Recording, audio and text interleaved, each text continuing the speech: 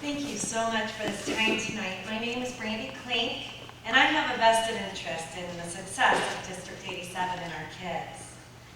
As board members of District 87, you swore or affirmed an oath to uphold the Constitution of this state and this country in accordance with Section 105 ILCS 510-16.5 of the state code.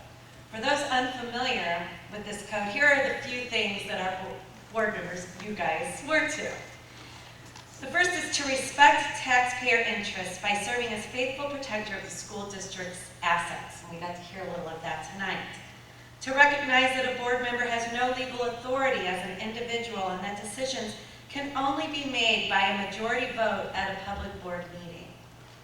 That as part of the Board of Education, you accept the responsibility for your role in equitable and quality education of every student in this school district, to assist in establishing a structure and environment designed to ensure all students have the opportunity to attain their maximum potential through sound organizational framework, to strive to ensure a continuous assessment of student achievement and all conditions affecting the education of our children in compliance with state law, to strive to work toward fostering excellence for every student in areas of academic skills, knowledge, citizenship, and personal development.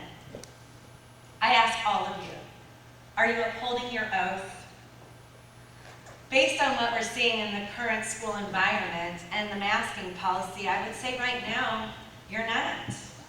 The fact that mask wearing presents a severe risk of harm to the wearer should alone not be required for children, particularly given that these children are not ill and have done nothing wrong to warrant an infringement on their constitutional rights and bodily autonomy.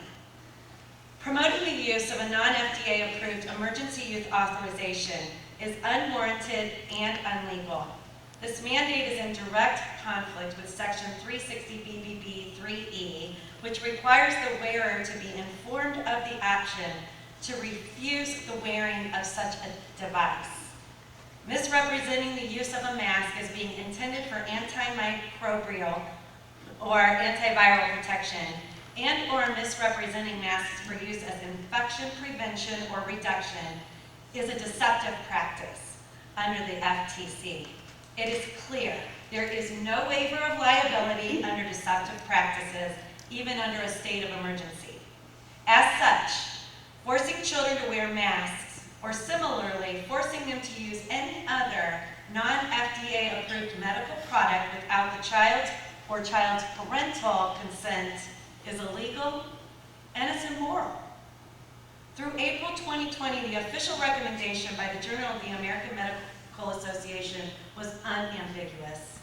It says face masks should not be worn by healthy individuals to protect themselves from acquiring respiratory infection because there is no evidence to suggest that face masks worn by healthy individuals are effective in preventing people from becoming ill.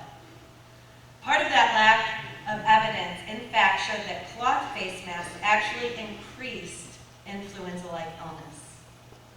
Under our First Amendment, authorities can no more force a person to wear a mask than they can force a Muslim to remove their headscarf. The students have rights protected under the Constitution. Your mask mandate violates many of their constitutional rights, and it does so without due process. The Fifth Amendment of the Constitution requires due process before any rights can be taken away. And additionally, the Ninth Amendment protects the students' enumerated rights, which are being violated daily through the district's mask policy. The students, they've done nothing wrong. They are not guilty and not proven to have any virus. What due process did the district go through before taking away the students' constitutional rights? Please hear us. We the parents, we ask that you work with us, not against us.